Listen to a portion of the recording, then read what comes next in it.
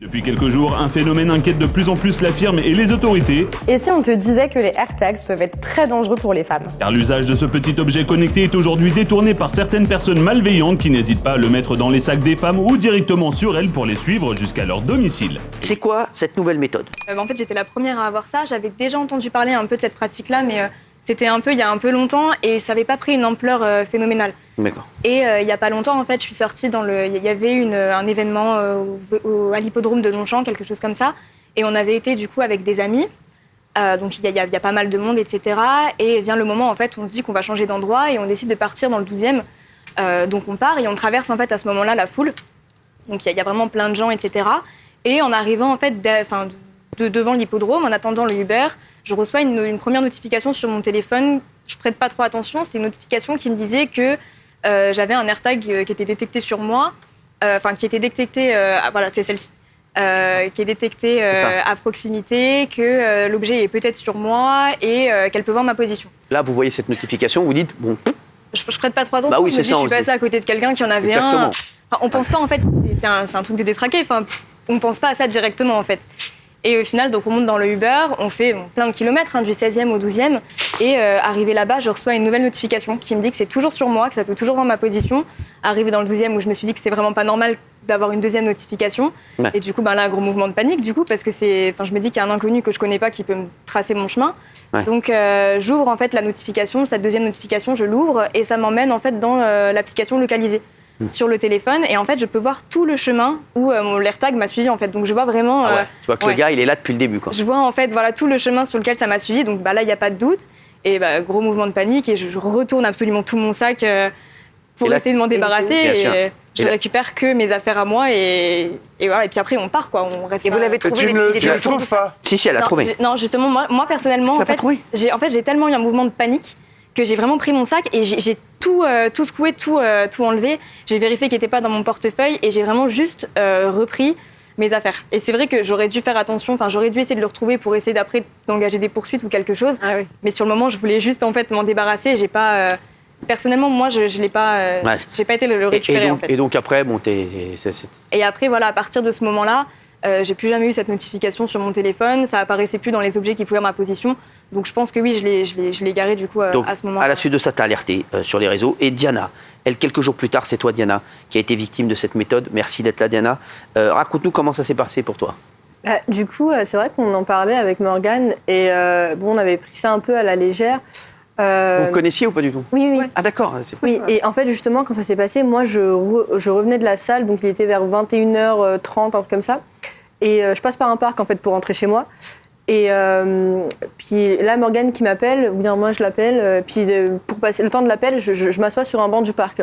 Donc là, il y a un homme qui se rapproche de moi, et en fait j'avais une casquette, et donc le premier contact que j'ai avec cet homme, il est hyper bizarre. C'est-à-dire qu'en fait, il va se pencher pour voir sous mon visage, sous ma casquette.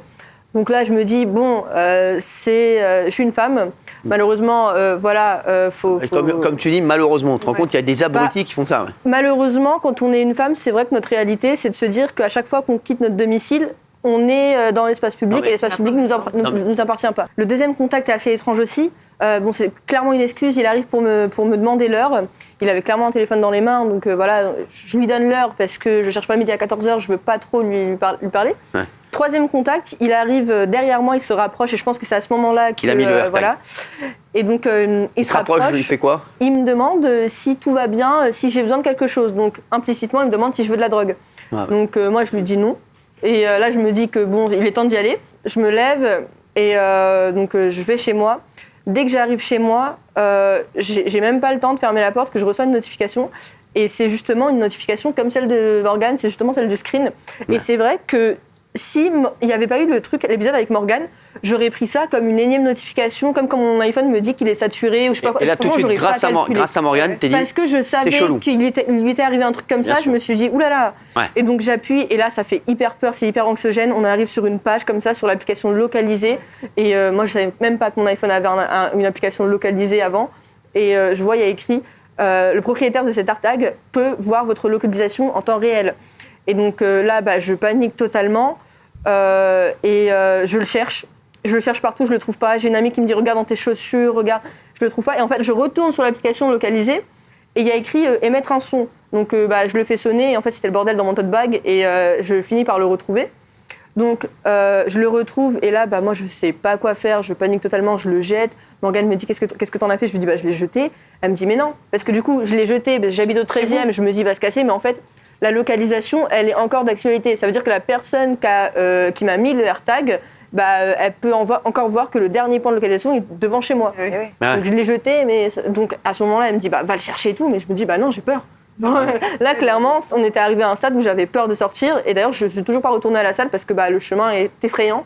Et du coup, j'ai envoyé mon frère. Ouais. J'ai envoyé mon frère. Je lui ai dit, va le chercher. Et il descend, et je lui avais raconté très brièvement. Il descend dans le hall d'immeuble. Et là, mais c'est vraiment une scène incroyable. Il me dit qu'il y a un homme qui ressemble vraiment mot pour mot à la description que je lui avais faite. Voilà, on passe. Donc ça veut dire que j'aurais pas eu les jetons, je serais sortie chercher mon truc, je me serais retrouvée nez à nez avec lui et Dieu sait ce qui serait arrivé. Donc qu'est-ce qui s'est passé quand ton frère... Il y a eu une altercation entre les deux. Il a dit quoi ton frère? Il a dit... En fait, il lui a mis un coup de pression. J'étais au téléphone avec lui quand ça est arrivé et c'est vrai que ça a coupé, mais de ce que j'ai entendu, il est parti le voir, il lui a dit ouais, qu'est-ce que tu cherches? Tu cherches pas une fille et tout. Et là, il donne ma description. Et je sais pas, c'est parti en altercation, il lui a mis un gros coup de pression, je crois qu'ils se sont battus. Au final, mon frère a réussi à récupérer le AirTag qui était du coup en bas des fenêtres où je l'avais jeté.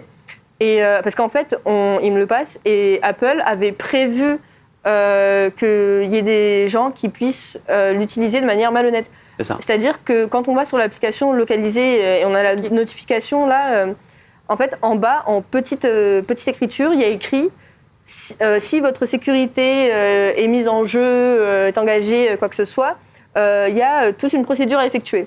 Donc en fait, ce qu'on fait, c'est qu'on enlève la pile de l'AirTag et on le désactive. De cette manière, la personne qui nous l'a mis ne peut plus voir notre localisation. Puis nous, ça nous fait un AirTag. Gilles Verdez avait dit tout à l'heure que c'était 27 €, et c'est 39. Voilà. 39 €. Donc ils mettent les moyens pour... ouais. Quand on désactive la pile, on récupère le numéro de série. Ouais. Et Apple a un site de support. Et moi, personnellement, j'ai énormément peur de la police, donc je n'irai jamais porter plainte. Donc, t'as pas été porté plainte, toi? Non, j'ai trop peur de la police. Pourquoi? Dis-moi. Peur de la police. Peur de la police dans le sens où j'ai pas envie de me prendre un dédain en pleine face, j'ai pas envie de ne pas être cru, j'ai pas envie qu'on décrédibilise ce que je vais dire, parce qu'en soi, qu'est-ce que je vais faire? Je vais arriver. C'est déjà arrivé? T'as déjà eu un truc comme ça où Oui, pour moi et pour d'autres gens que je connais, mais sur des affaires beaucoup plus graves, sur des affaires de viol, etc. Et là, je me dis, je vais au commissariat, je vais leur dire quoi? On m'a mis ça dans mon sac. Plus avoir peur des prédateurs que de la police. Après, je te dis la vérité. Non mais d'accord. Mais votre adresse, il a l'adresse, donc c'est ça. En fait, le truc, c'est que Apple a vraiment un bon truc, c'est que, sur le site, leur support, quand on entre le numéro de série qu'on a récupéré. Et une fois qu'ils ont le numéro de série, c'est eux qui se chargent de... Ça va? Très bien, ça va et toi? Ils se chargent eux-mêmes de contacter les personnes qui avaient acheté le... Non, de contacter les autorités. Ah, d'accord. Oui. D'accord. Oui, parce que du coup, ils ont, grâce au numéro de série, qui a acheté. D'accord. Et ils vont dire à la police, voilà, cette personne utilise des AirTags à des manières... Mais ce qui est bien, c'est de venir sur un plateau pour en parler, parce que... Bien sûr. Diana, je voudrais dire, et Morgane, merci d'être là, parce que... Ah ouais, c'est hyper utile. Ça, c'est un truc, tu l'aurais pas mis. Je te jure, personne sait. Parce que faut vraiment être un ouf, tu sais, faut vraiment, à chaque fois la technologie en fait, la technologie, ça engendre des oufs. Non mais je te jure que c'est vrai. Ils le font. Il y a des études qui sont sorties, c'est 50% de harceleurs dans les utilisations frauduleuses et 50% de maris jaloux, compagnons jaloux ou ex jaloux toxiques. Et comme quoi les réseaux sociaux et toutes ces nouvelles technologies qui sont très utiles d'un côté, ça engendre ceux qui sont déjà tordus dans leur esprit. Non mais le problème, t'auras toujours ça. Mais c'est un truc de ouf. Le problème, c'est qu'on était à un endroit en fait, on n'était plus en sécurité dans la rue et maintenant on n'est même plus en sécurité chez nous parce qu'au final ils ont notre adresse.